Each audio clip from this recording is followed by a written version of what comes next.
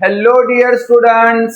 सभी स्टूडेंट्स को मेरा good morning, good afternoon, good evening जब भी आप ये लेक्चर देख रहे होंगे। सो बच्चों, welcome to new lecture of rotational dynamics. आज के लेक्चर में हम स्टडी करेंगे टॉर्क के बारे में। ठीक है, तो चलो स्टार्ट करते हैं। तो सबसे पहले देखो कि टॉर्क क्या होता है। टॉर्क क्या होता है, ठीक है। सो देखो, सपोज ये पता है आपको, यहाँ पे आपकी गुस्सेली औरत, ठीक है, यहाँ पे क्या है, गुस्सेली औरत, किसकी, आपकी। तो गुस्सेली औरत को आपने धक्का दिया, ठीक है।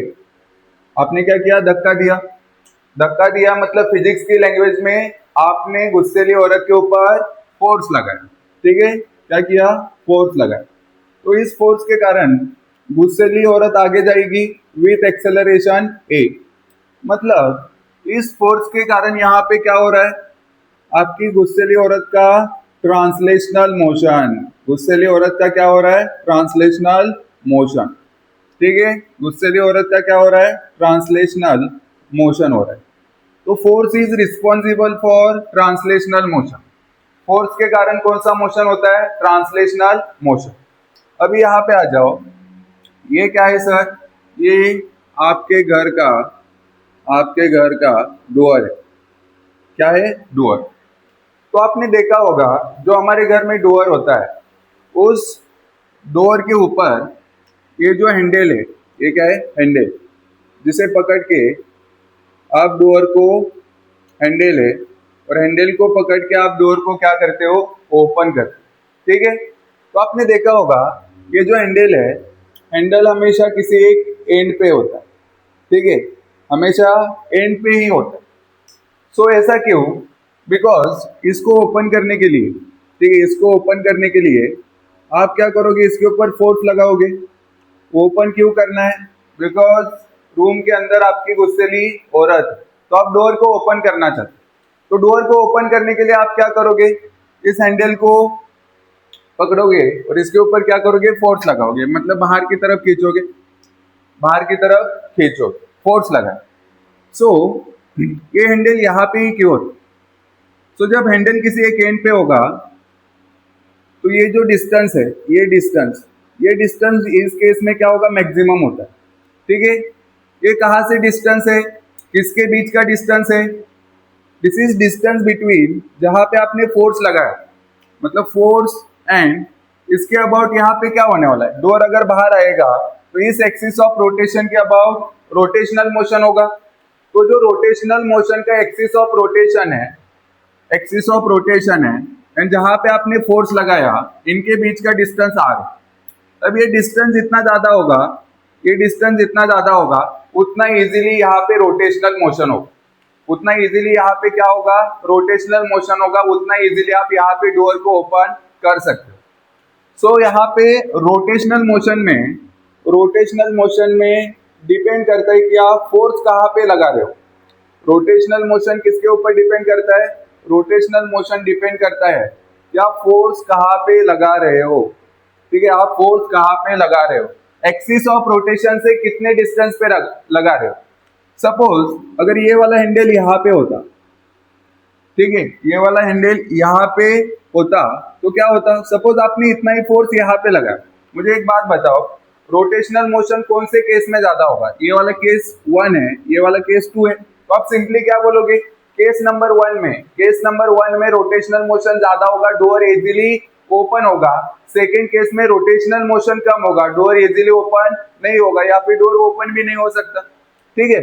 इसका मीनिंग क्या है, इसका मीनिंग है कि distance, applied force and axis of rotation के बीच में जितना ज्यादा डिस्टेंस होगा, उतना ज्यादा रोटेशनल मोशन होगा, उतना ज्यादा रोटेशनल मोशन होगा। और सपोज आपने यहाँ पे पहले फोर्स लगाया 10 न्यूटन, उसके बाद फोर्स लगाया 20 न्यूटन, तो कौन से केस में रोटेशनल मोशन ज्यादा होगा, जहां पे फोर्स आपने 20 न्यूटन लगा। इसका मीनिंग है फोर्स जितना ज्यादा होगा, रोटेशनल मोशन उतना ज्यादा होगा। तो ट्रांसलेशनल मोशन एक ही फैक्टर के ऊपर डिपेंड करता है, वो फैक्टर क्या है, आपने कितना फोर्स लगाया, 10 न्यूटन फोर्स लगाया, ठीक है, अब एक ऑब्जेक्ट है, ये गुस्सेली औरत है, कहीं पर भी आप 10 न्यूटन फोर्स लगा, कहीं पर भी दो अलग अलग पॉइंट पे आपने 10 न्यूटन फोर्स लगाया, तो इसका जो इसकी वजह से जो एक्सेलरेशन प्रोड्यूस होगा वो एक्सेलरेशन दोनों केस में क्या होगा, सेम हो। लेकिन यहाँ पे जो आपने फोर्स लगाया, सपोज दो अलग अलग पॉइंट है, दोनों पॉइंट पे आपने फोर्स सेम अप्लाई किया, तो दोनों केसेस में एंगुलर एक्सेलरेशन सेम नहीं होगा, एंगुलर एक्सेलरेशन सेम नहीं होगा, बिकॉज यहाँ पे रोटेशनल मोशन इस डिस्टेंस के ऊपर भी डिपेंड करता है।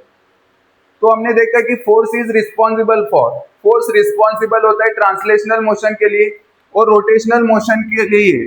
रोटेशनल मोशन के लिए जो टर्म रिस्पॉन्सिबल है उस टर्म को हम क्या बोलते हैं, टॉर्क, उस टर्म को हम क्या बोलते हैं, टॉर्क, उस टर्म को हम क्या बोलते हैं, टॉर्क। एंड टॉर्क किसके ऊपर डिपेंड करता है, it depends on distance between, it depends on distance between point of applied force, जहां पे आपने फोर्स लगाया, एंड एक्सिस ऑफ रोटेशन। जितना ज्यादा डिस्टेंस उतना ज्यादा क्या होगा, टॉर्क प्रोड्यूस होगा, उतना ज्यादा रोटेशनल मोशन होगा, एंड जितना ज्यादा फोर्स होगा उतना ज्यादा रोटेशनल मोशन होगा।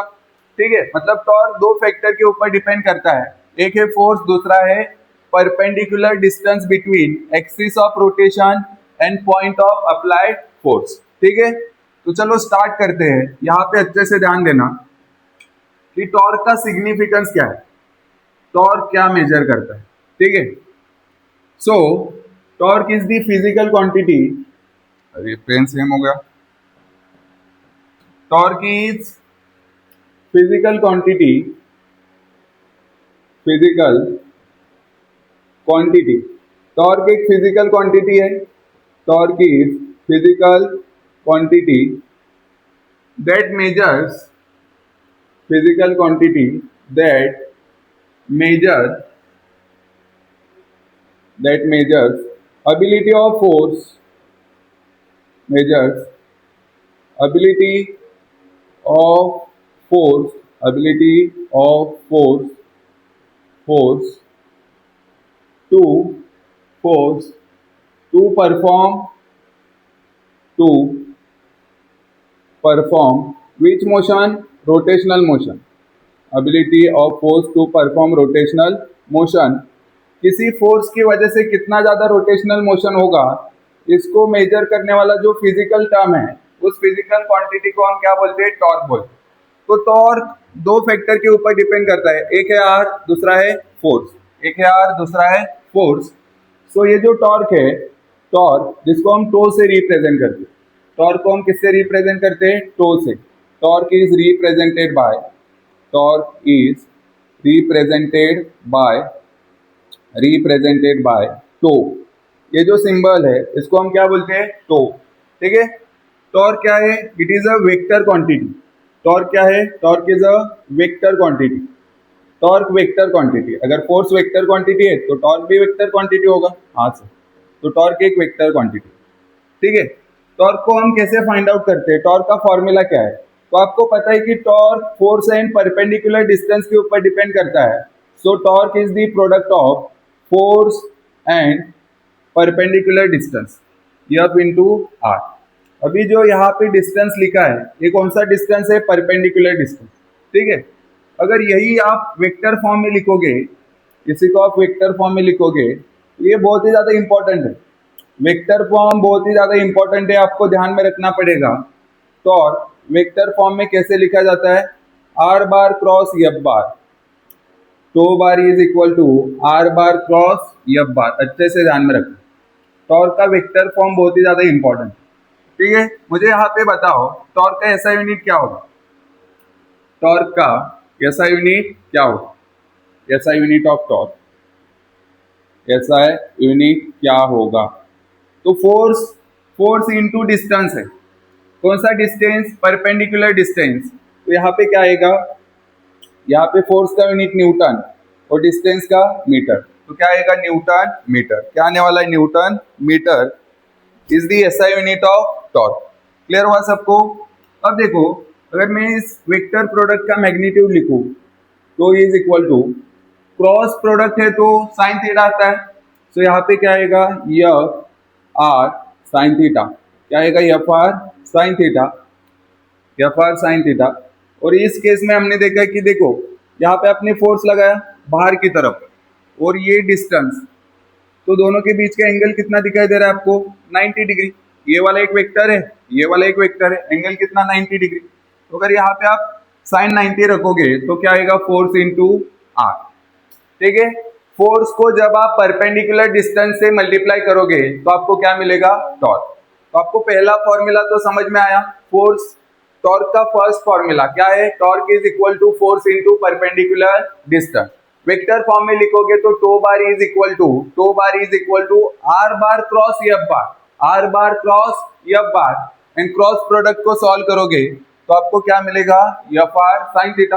कॉस, अगर क्रॉस प्रोडक्ट को सॉल्व करेंगे तो हमें क्या मिलता है? Sine theta. अगर डॉट प्रोडक्ट रहेगा तो कॉस थीटा। क्लियर हो रहा है सबको? चलो, तो ये बेसिक पार्ट है। अब नेक्स्ट पार्ट पे चलेंगे जो कि हमारे लिए बहुत ही ज्यादा इंपॉर्टेंट है, relation between torque and moment of inertia. तो मुझे एक बात बताओ, force is responsible for translational motion and torque is responsible for rotational motion. What is force? Force is equal to mass into acceleration. And what is torque? Torque is equal to, torque क्या होगा? Mass का equivalent I, acceleration का equivalent angular acceleration. मतलब torque का यहाँ पे जो formula बनने वाला है, टॉर्क का जो फॉर्मूला बनने वाला है, torque is equal to I alpha, I alpha. ठीक है, moment of inertia and torque के बीच में जो रिलेशन आने वाला है तो आपको पता चल गया क्या रिलेशन आएगा? आई अल्फा। अब आपको देखना है, आपको डिराइव करना है कि ये वाला रिलेशन आने वाला है। तो इसके लिए हमने यहाँ पे एक ऑब्जेक्ट लिया है। तो suppose object of mass m consist of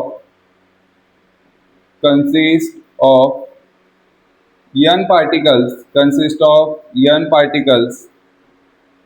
particles of masses m1 m2 ऐसे ही n तक।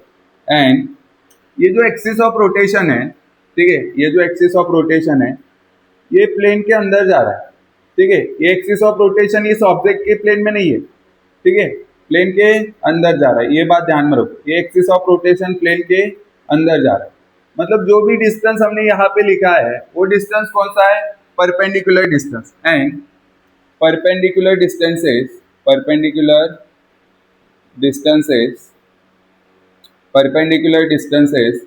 r1 r2 ऐसे ही कहाँ तक? rn तक।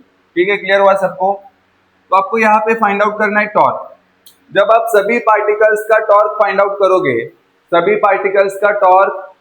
करोगे और उनको ऐड करोगे, सभी पार्टिकल्स का टॉर्क आपने क्या किया? ऐड किया। तो आपको क्या मिलेगा? इस ऑब्जेक्ट के ऊपर एक्ट होने वाला टॉर्क मिलेगा। ठीक है, तो देखो torque acting on object is equal to, सभी पार्टिकल्स के ऊपर लगने वाला टॉर्क आप क्या करोगे? ऐड करोगे। टो 1, टो 2, टो 3 ऐसे ही टो n, सभी पार्टिकल्स के ऊपर लगने वाला टॉर्क आप क्या करोगे? ऐड करोगे। अभी आपने देखा लास्ट स्लाइड के ऊपर कि टॉर्क क्या होता है? टॉर्क क्या होता है? Torque is force into perpendicular distance. तो फर्स्ट पार्टिकल के ऊपर लगने वाला फोर्स F1 है। फर्स्ट पार्टिकल के ऊपर लगने वाला फोर्स क्या है? F1। सेकेंड के ऊपर लगने वाला फोर्स क्या है? F2।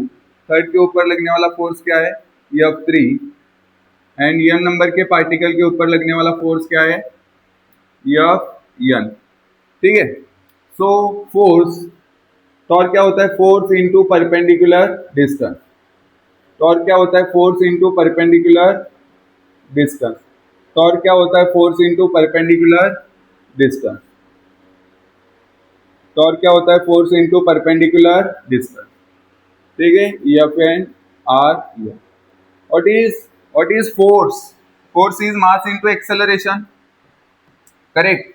Force is mass into acceleration. ठीक है, तो F1 की जगह पे आप क्या लिख सकते हो, m1। मैंने आपको एक बात बताई थी कि जब कोई ऑब्जेक्ट रोटेट करता है तो उसका एंगुलर स्पीड, उसके हर एक पार्टिकल का एंगुलर स्पीड क्या होता है, सेम, लेकिन लीनियर स्पीड डिफरेंट होता है। सिमिलरली जब कोई ऑब्जेक्ट रोटेट करता है तो उस ऑब्जेक्ट के हर एक पार्टिकल का लीनियर एक्सेलरेशन डिफरेंट होगा, बट एंगुलर एक्सेलरेशन क्या होगा, सेम। लीनियर एक्सेलरेशन डिफरेंट होता है लेकिन हर एक पार्टिकल का एंगुलर एक्सेलरेशन क्या होता है, सेम होता है। तो यहाँ पे आओ, फोर्स इंटू, आपने क्या लिखा, एक्सेलरेशन a1 इंटू क्या है, r1, हाँ, मास into acceleration m2 a2 r2 m3 a3 r3। ठीक है, इसे आप सभी पार्टिकल्स का फोर्स का वैल्यू यहाँ पे रखोगे, mn a n r n। मुझे एक बात बताओ, what is relation between linear acceleration and angular acceleration? So linear acceleration is equal to r alpha. तो अभी ए लीनियर एक्सेलरेशन हर एक पार्टिकल का क्या होता है, डिफरेंट। हर एक पार्टिकल का लीनियर एक्सेलरेशन क्या होता है, डिफरेंट होता है, बिकॉज हर एक पार्टिकल के लिए आर का वैल्यू क्या है, आर का वैल्यू तो डिफरेंट है। अगर आर का वैल्यू डिफरेंट है तो लीनियर एक्सेलरेशन क्या होगा, डिफरेंट होगा। लेकिन किसी ऑब्जेक्ट का एंगुलर एक्सेलरेशन अगर अल्फा है तो उसके हर एक पार्टिकल का एंगुलर एक्सेलरेशन क्या होगा, अल्फा होगा। सो अल्फा क्या होता है, सेम। इससे पहले हमने बोला था v लीनियर वेलोसिटी डिफरेंट होगा लेकिन एंगुलर स्पीड क्या होगा, सेम। एंगुलर स्पीड क्या होगा, सेम हो। ठीक है, यहाँ पे आ जाओ। सो a1 की जगह पे आप क्या लिखोगे, r1 अल्फा। तो चलो लिखते m1। a की जगह पे क्या लिखोगे, r1 अल्फा। तो r1 इंटू r1 क्या हो जाएगा, r1 स्क्वायर इंटू अल्फा। ऐसे ही लिखते जाओ, m2 r2 square into alpha. आगे m3 r3 स्क्वायर अल्फा। ऐसे ही n नंबर के पार्टिकल के लिए क्या लिखोगे, mn rn स्क्वायर अल्फा। क्या कॉमन निकलेगा सर, अल्फा कॉमन निकलेगा। अल्फा बाहर आ गया तो अंदर बचेगा कौन, m1 r1 स्क्वायर और m2 r2 स्क्वायर और m3 r3 square. m3 r3 square, r3 नहीं r3 mn rn स्क्वायर। ठीक है, ये क्या दिखाई दे रहा है, सभी पार्टिकल का मोमेंट ऑफ इनर्शिया ऐड करोगे, सभी पार्टिकल का मोमेंट ऑफ इनर्शिया ऐड करोगे तो आपको किसका मोमेंट ऑफ इनर्शिया मिलेगा, ऑब्जेक्ट का। किसका, ऑब्जेक्ट का मोमेंट ऑफ इनर्शिया मिलेगा। मतलब इसकी जगह पे मैं आई लिख सकता हूँ, क्या लिख सकता हूँ, I. So finally torque is equal to I alpha. Torque is equal to I alpha. Torque is equal to I alpha. Clear हुआ सबको? हमने पहले ही लिखा कि torque is equal to moment of inertia into angular acceleration हो। ठीक है, क्या होगा, moment of inertia into angular acceleration. और फाइनली हमने डिराइव भी किया, क्या डिराइव किया, torque is equal to moment of inertia into angular acceleration. I hope कि सबको ये लेक्चर बहुत अच्छे से समझा होगा। एंड आपको टॉर्क क्या होता है, टॉर्क की वजह से कौन सा मोशन होता है, ये भी अच्छे से क्लियर हुआ होगा। अब एक बात ध्यान में रखना, एक बात ध्यान में रखना, यहाँ पे लिखता हूं, इंपॉर्टेंट है एंट्रेंस के लिए। Torque is equal to R sine theta. Correct, R sine theta को आप बोल सकते हो perpendicular distance. So force into perpendicular distance. Correct. Torque का दूसरा फॉर्मूला हमने क्या लिखा, torque is equal to I alpha. अब इन दोनों इक्वेशन में देखो LHS इक्वल है तो RHS भी क्या होगा, इक्वल होगा। तो एक बात ध्यान में रखो, force into perpendicular distance is equal to I alpha. ये वाला इक्वेशन, ये वाला फॉर्मूला बहुत अच्छे से ध्यान में रखना, एंट्रेंस में आपको बहुत यूजफुल है। ठीक है, तो मुझे लगता है कि सबको ये लेक्चर बहुत अच्छे से क्लियर हुआ होगा। पढ़ाई करते रहो। All the very best.